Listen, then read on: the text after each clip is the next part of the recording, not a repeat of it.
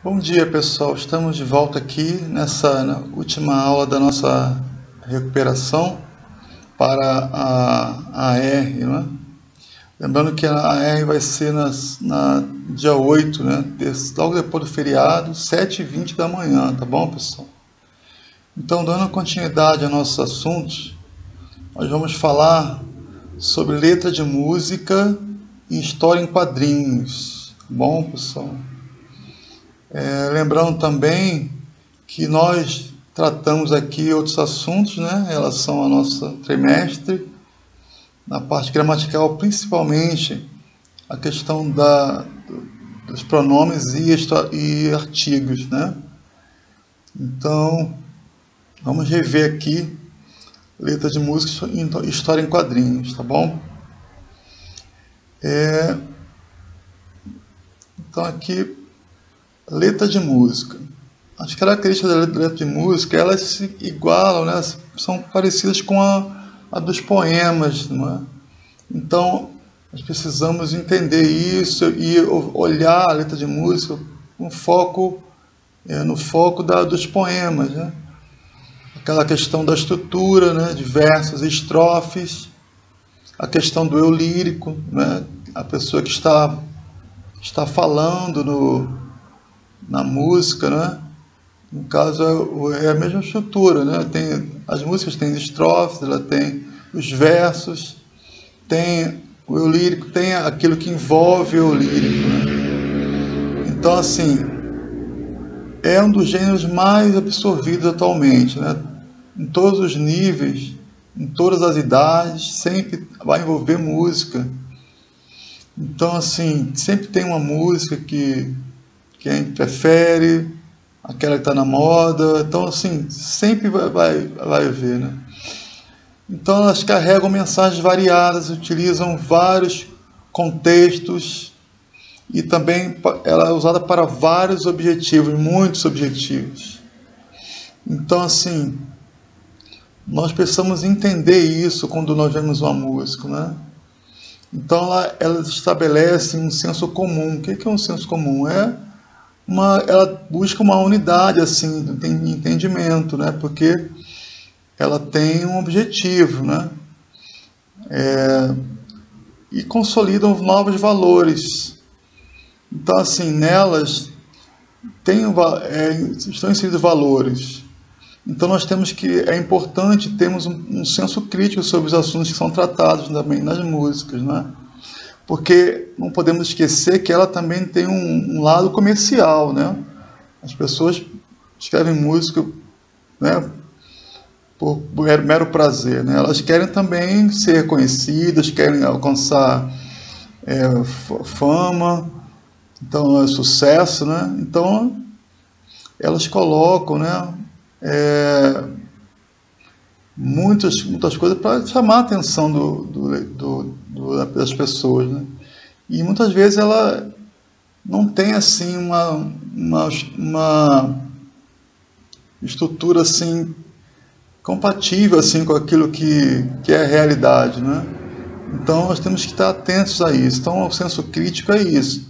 Então nossas questões, nossas provas, nós queremos ver isso.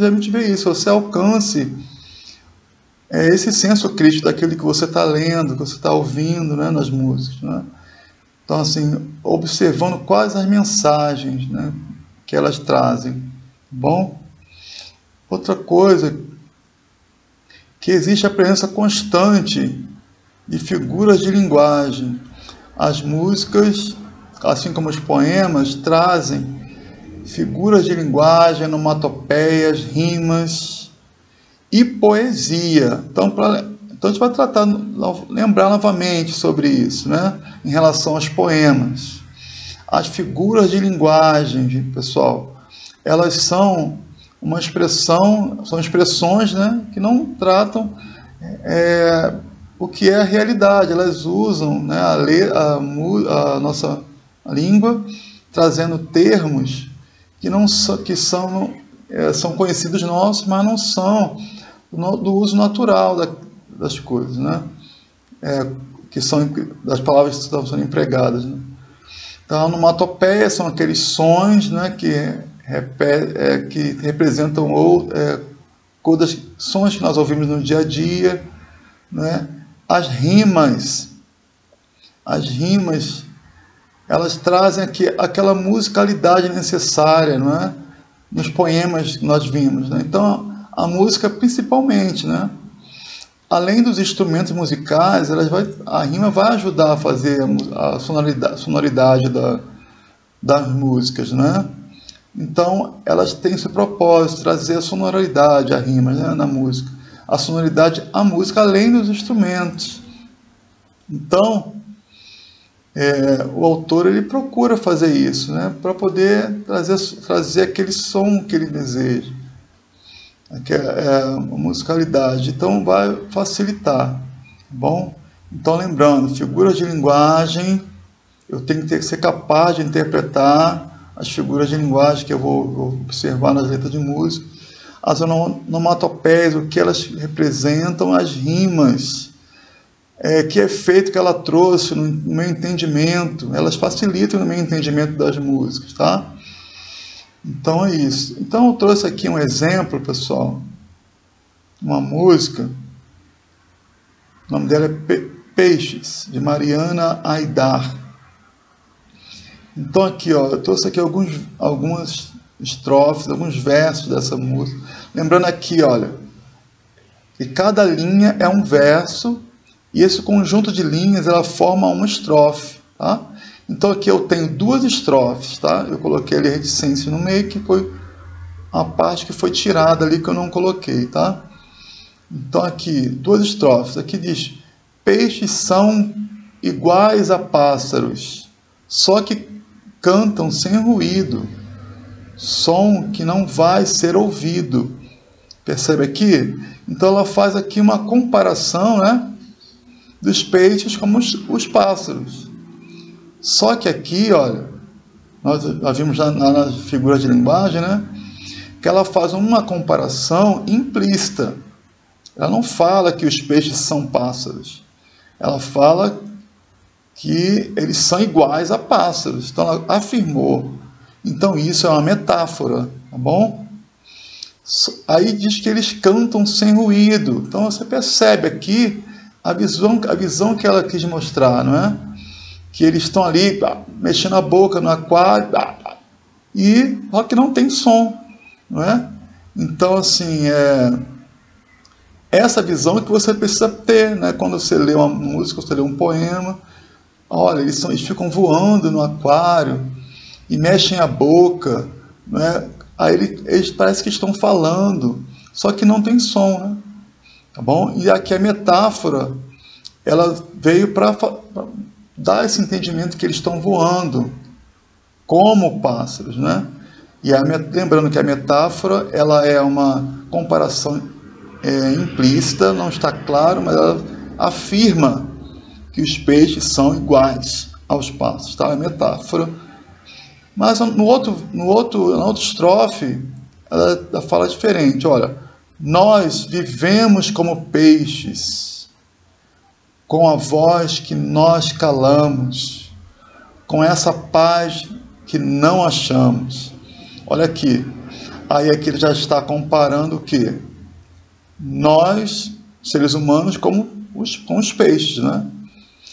Aqui já é uma comparação, mas da mesma forma também é uma figura de linguagem, né? Porque nós não vivemos como os peixes, né? Nós vivemos aqui na terra, respirando o ar aqui, né? Os peixes, ela aqui já trouxe aqui a ideia de que nós também falamos, né? Como a voz, falamos e a nossa voz não é ouvida. Muitas vezes, né? Nós queremos paz e a nossa voz não é ouvida, entendeu? Então assim, os peixes também lá, né? Eles estão lá, não sabemos o que eles estão falando na visão dela, né? Do lírico, né? Eles estão falando, mas só que não tem assim expressão, né? Tá bom? Então assim, é esse sentido que nós precisamos ter, né? Quando lemos um texto poético, né? A visão do eu lírico.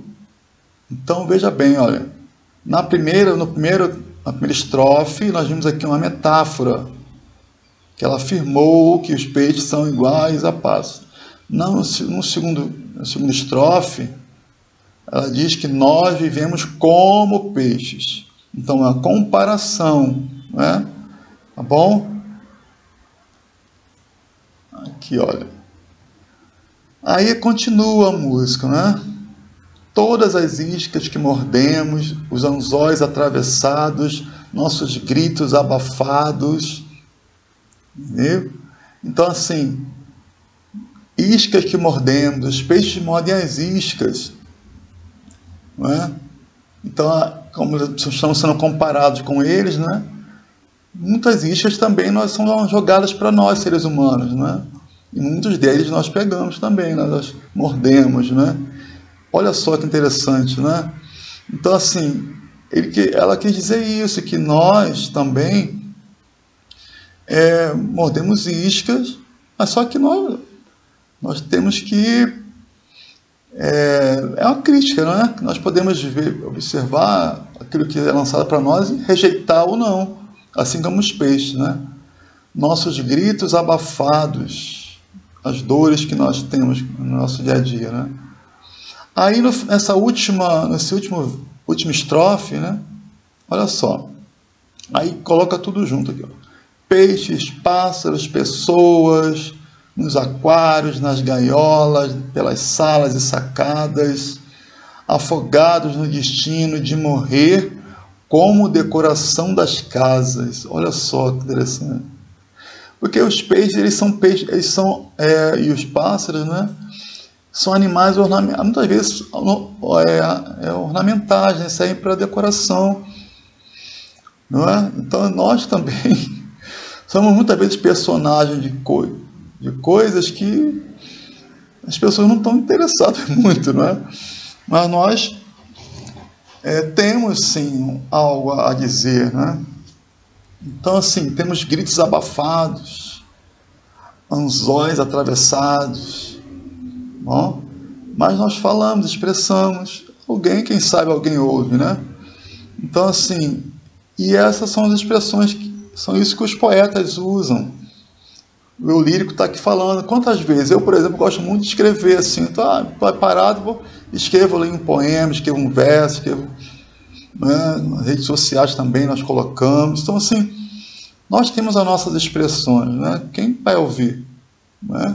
Alguém ouve, muitas vezes, né? Então, aqui serviu para comparar a nossa vida de ser humano com a vida dos peixes e dos pássaros, né? Então, são isso que nós precisamos observar nas letras de música, tá, pessoal? Então, nós falamos nas nossas aulas que as músicas não são somente para entretenimento, não.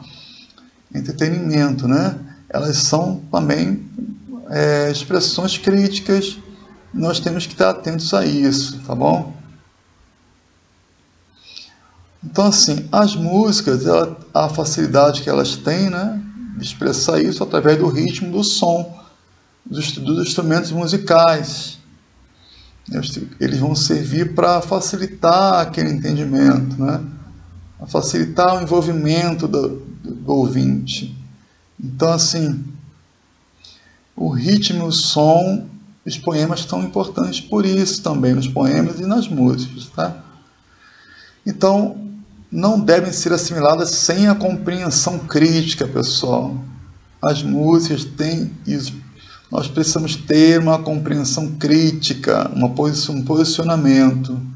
Então, tem que ler com atenção. É a única forma de eu poder...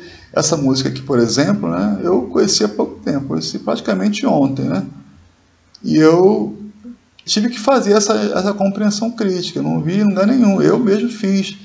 Então, você precisa ter essa visão também, tá? Quando observar uma música. Elas devem ser ouvidas observando-se a sua qualidade artística. Ela é a musicalidade, a riqueza das rimas. Lexical. O que é uma qualidade lexical? São as palavras que ela usa, né? As palavras que ela usa. Que ela usa, né? Então, assim, palavras de baixo calão, né? Palavrões, por exemplo, né? Ou usa a forma correta da língua, né? Usa palavras que nós usamos realmente na nossa língua, né? Então, assim, tem que observar, né? A intenção do uso das palavras, né? Observar também a qualidade semântica, né? Aqui o sistema linguístico, ela usa corretamente o sistema linguístico, gramaticalmente ela está sendo usada, está sendo usada, o sistema que ela está usando está também coerente assim. Então nós, como estudantes da língua, né, nós temos que estar atentos a isso, tá, pessoal? E não assimilar assim facilmente erros gramaticais que são usados nas músicas, tá? Então tem que observar, poxa, isso aqui acho que não está certo não. Aí você vai lá pesquisar, né? Pesquisa, né? Saber se está sendo correto, que palavra é essa que usou, né? É correto usar, tá concordando o verbo com o sujeito, tá, né? Então você tem que estar sempre crítico a isso, tá bom? Cante com muita alegria, mas preste atenção, tá bom, pessoal? Então, sonora e estrutural, né? A qualidade sonora e estrutural. Tem música que é só barulho, né? Aquela barulheira toda e você não consegue entender o que está sendo falado ali. Então, a qualidade sonora e estrutural. Então, a música bagunçada, né? Sem ritmo, usa palavras que não combinam, não tem assim... E as pessoas vão engolindo esse tipo de coisa. Então é necessário estar atento àquilo que são expostos para a gente, né? Para nós. Nós precisamos estar atentos, tá? Então, é isso, tá bom? Em relação a letras de música, tá bom?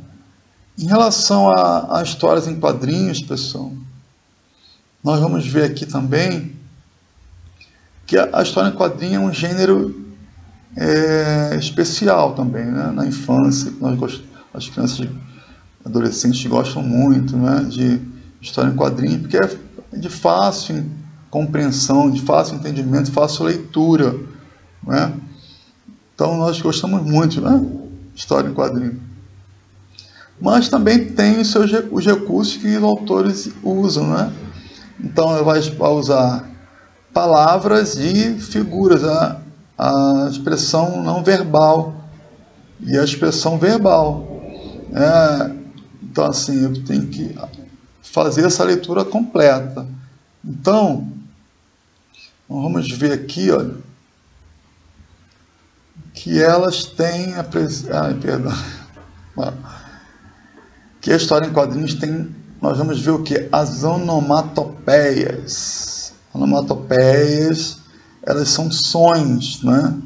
Que representam uma ação dentro da história em quadrinho. Então aqui, ó, toim. O toim dá aquela ideia de bateu, né? E quicou, né? O toim, que bateu, né? Aí aqui tem, nesse primeiro quadrinho aqui da esquerda, assim, tem também ali aqueles desenhos de fumacinha ali, que dá a intenção que eles estão pulando. Põe, né? O crais, que é o que? A batida, não é? Ele bateu a porta, fez aquele barulho, crais. O croque também, croque. Então é a batida também. Aí tem outras representações também visuais ali que vão dar essa impressão, né, de que bateu. Vrum. O vrum, né? Vrum, vrum, é o barulho de carro, né?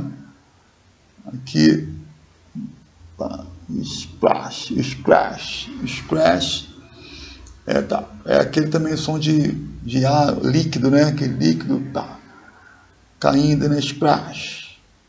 Puff também batendo, né? Aí tem ali a expressão da Mônica também, aquelas figuras brancas ali em volta do rosto dela, que ela mostrar que ela bateu a cara na parede, né? Choque, né? que é o som do beijo, né? O pof novamente, cough, cough, cough, que é o quê? É a tossida. Então aí em volta também tem a fumaça, né? Então vai mostrar o quê? Que ela está, né, o ar ali, a fumaça é cinza, né? Então dá a entender que é uma espécie de gás carbônico ali, né? Que está ali fazendo que ela tussa, né? Então, onomatopeia. Então eu vou ter que saber o que eles representam. Estão aqui soltos aqui no quadrinho, né? E eu tenho que lembrar, pensar, né, o que eles representam, né? Outro fator importante também nas histórias em quadrinhos são as interjeições. As interjeições, elas são o quê? São expressões emocionais dos personagens, né? Aquilo que ele fala que vai mostrar uma expressão, né? Aqui no caso, oh, você parece com frio, esse exemplo aqui, ó. Oh, você parece com frio. Então, Alvin, a lareira está acesa, por que não vai se aquecer? Então a mãe ali é uma expressão de cuidado ali, não é? Da mãe, né? Oh. Aí quando colocou o casaco nele, né? Ele falou, oba! Ele expressou uma expressão de alegria, né? Por ter está livre do frio, né? Então, oba! Então, oba e o, elas são expressões que exprimem estados emocionais do personagem, né? Espanto, alegria. Então, isso são as interjeições, pessoal, tá bom? Interjeições aí. Então, você vai ver muitas interjeições que vão também ajudar aquele entendimento do sentimento que está acontecendo ali no quadrinho, né? O personagem. Outra coisa também que nós vemos nas histórias em quadrinhos são o uso de sinais de pontuação e outros recursos gráficos que representam uma ação ou sentimento do personagem. Aqui, esse primeiro quadrinho da Turma da Mônica, preto e branco, o Cebolinha entra, um balão, né, com uma nota musical. Isso que representa o quê? Que ele está assoviando, né? Nós olhamos a expressão facial dele, o biquinho lá, mostra o quê? O Cebolinha entrou assoviando, né? Mônica, posso te pintar? Claro. Então ele fez aquele olhar de artista, né? Assoviando ainda, e pintou a Mônica. Então ali está o humor do quadrinho, né? Que ele quis dizer que... Então eu tenho que relacionar, né, esse último quadrinho aqui da Mônica, né? A insatisfação dela. Qual a relação que tem esse quadrinho com o anterior? Porque ele pediu para pintar a Mônica. Aí, o que vem à nossa mente aqui? Que ela achou que ele ia fazer um quadro dela, né? Mas não foi isso que aconteceu. Então ele pintou ela mesma, né? Pintou a própria Mônica com a tinta. E aí é o olhar de insatisfação dela, né? Então assim, aqui nós vemos no outro quadrinho do lado, a Magali, no primeiro quadrinho, com um sinal de interrogação, né? Então eu tenho que analisar. A Mônica está vindo com raiva e a Magali está com a dúvida. Então eu poderia falar ali o que representa aquela interrogação ali, né, da Magali. Eu poderia falar que ela está na dúvida porque a Mônica está com raiva, assim, né? Aí no decorrer da história eu vou descobrir o motivo, né? E nesse quadrinho de baixo aqui, olha, também, enquanto isso, na escola, a professora entra e fala, bom dia, crianças. Aí tem bem forte aqui, olha, bom dia, e colocou a interrogação, a exclamação, para justamente mostrar que elas falaram com muita força, com muita vontade, né, bem alto, bom dia! Né? Então, esses sinais de pontuação serviram para justamente mostrar o que o personagem está fazendo, né? Então, assim, eu preciso entender isso. tá bom, pessoal? O que representa o uso dos sinais de exclamação, sinais de interrogação, né, e outros sinais que são usados nos quadrinhos, são usados pelos personagens. Outra coisa que eu queria chamar a atenção de vocês, que essas questões das histórias em quadrinhos, elas podem estar envolvidas daquilo que nós vimos no trimestre, tá bom? Uma delas são os pronomes. Lembrando que os pronomes, eles retomam, não é? Eles trazem de volta, fazem referência a um dos interlocutores aí da história, ou um substantivo, um objeto, dentro do contexto dos quadrinhos. Então, você viu um pronome, pense logo, ele está remetendo a quem? Lembra que nós vimos pronomes possessivos, pronomes demonstrativos, pronomes pessoais. Então, lembrar a quem eles fazem referência, a quem eles tomam, a quem eles remetem, tá bom? Então, aí você já estudou o pronome, né? Já sabe os pronomes que nós estudamos, dá uma olhadinha de novo lá, né? Os pronomes possessivos, né? Os demonstrativos.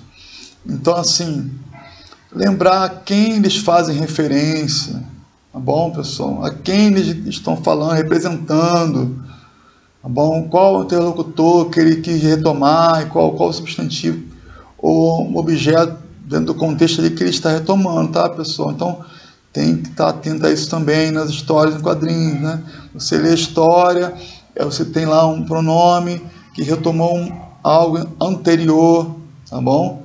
Então, tem que estar atento a isso. E a questão da interpretação. A interpretação está na relação entre os acontecimentos dentro de cada quadrinho. Tá bom? Como eu falei aqui, né? Um quadrinho tem uma fala ali que aconteceu por conta de algo que aconteceu anteriormente também. Então, tem que, no todo, verificar o que está acontecendo. Então, tem que fazer a interpretação do quadrinho, vai ter que fazer essa análise, tá bom? Então, cada quadrinho como um todo. Por isso, deve-se observar o contexto dos quadrinhos, o velho contexto, pessoal. Então, poemas, história em quadrinhos e música, tem que estar atento ao contexto, pessoal. Sempre, tá bom? Eu não posso pegar isoladamente ali, pá, é isso, não. Observa sempre o contexto, tá? E assim vocês vão fazer uma boa prova, tá bom? Pessoal, então com isso, né, nós terminamos assim a revisão, nossas aulas de revisão da recuperação do segundo trimestre, né, 2021. Lembrando que a nossa prova, ela é no dia 8, né, que é logo depois do feriado, dia 8 de setembro. Tá bom? Então você tem esse tempinho aí para poder estudar, né? Nossos vídeos vão estar aí postos no bloco da recuperação, tá bom? E eu desejo assim que realmente vocês façam uma boa prova. Ela vai ser também no AVA, tá bom? Vai ser no remoto, tá bom? 7h20 da manhã, pessoal. Não esquece de ligar o despertador lá, tá bom? E eu tenho certeza que você vai fazer uma boa prova, tá bom? Então, eu agradeço assim, a companhia de vocês, tá bom? E até a próxima aula que nós teremos, né, juntos, né? Muito obrigado pela atenção de vocês, tá bom? E uma boa prova para aqueles que irão fazer, tá bom, pessoal? Tchau. Fique com Deus, tá bom?